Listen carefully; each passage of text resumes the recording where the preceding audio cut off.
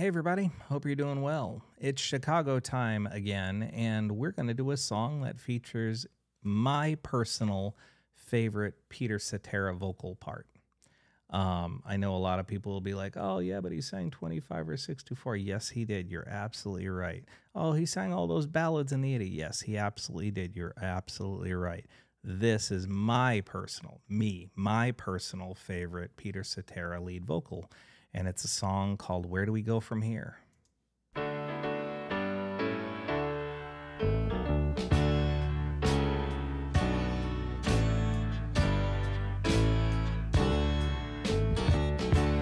day just gets a little shorter, don't you think?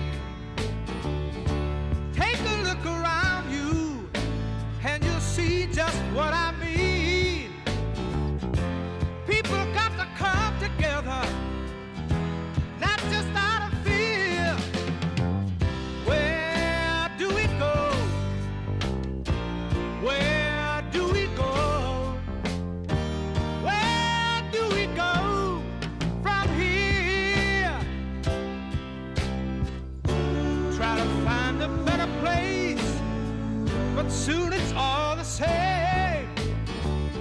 But what you thought was a paradise is not just what it seemed.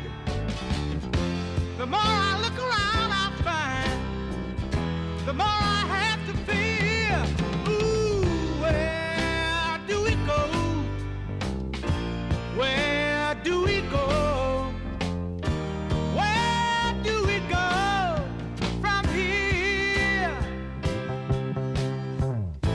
I know it's hard for you to change your way of life. I know it's hard for you to do. The world is full of people dying to be free.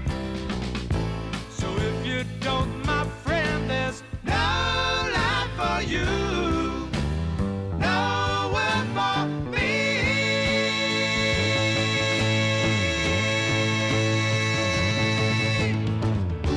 Let's all get together soon before it is too late.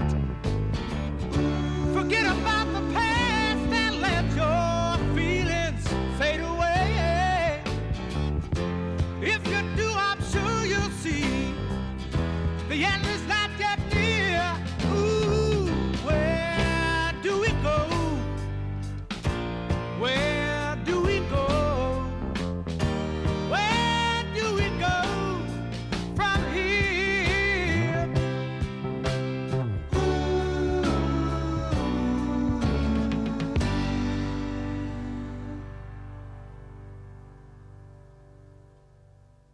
Boy, you know, that is a message we could certainly use to spread around the world today, isn't it?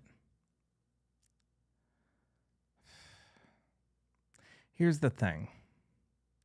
We're all interconnected. Every single one of us. That's why a theory like the butterfly effect rings so true.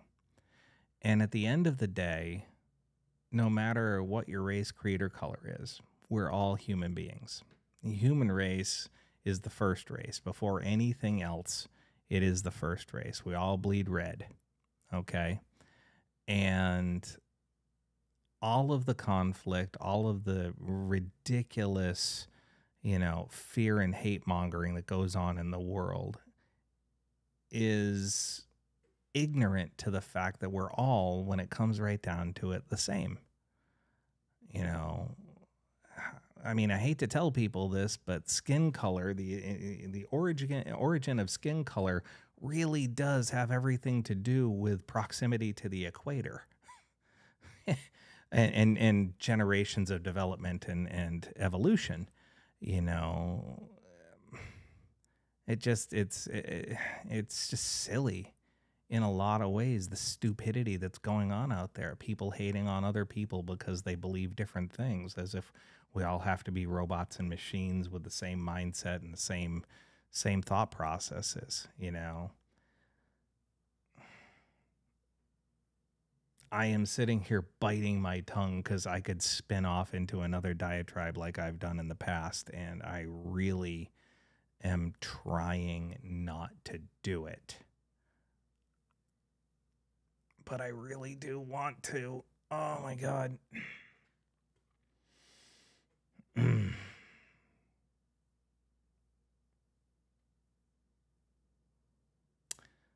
Let me put it to you this way. We've all heard the question, what came first, the chicken or the egg? I would pose it slightly differently. What came first, humanity or religion?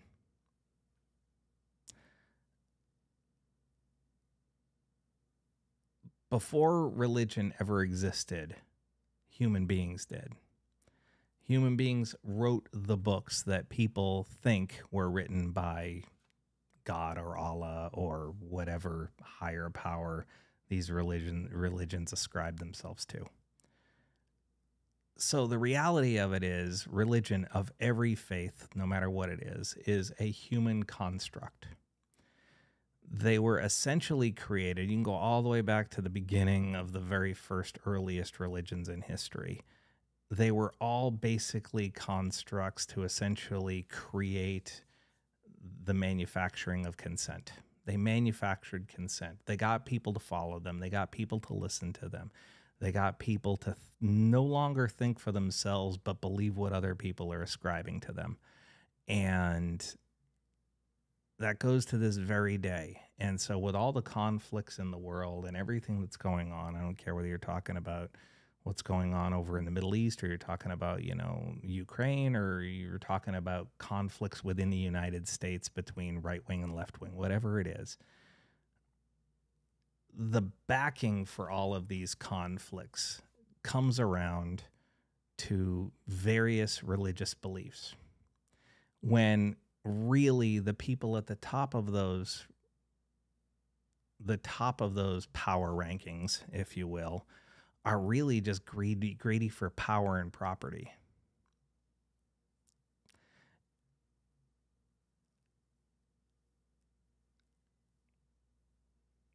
There's so much more I want to say, but I'm going to stop myself from doing it because I've gone off on these diatribes in the past. And, a simple 10-minute video or 5-minute video ends up being like 20, 25 minutes long. I've probably said more than I even should have said in that instance, but I don't care. It's fine.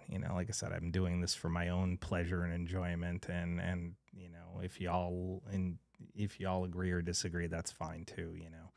I've had more than enough people come along and subscribe to my channel and then unsubscribe. And I've seen thumbs down in some of my videos with no reason given. And it's fine. If you don't like what I'm saying and you don't like what I'm doing, fine. Don't watch. I don't care.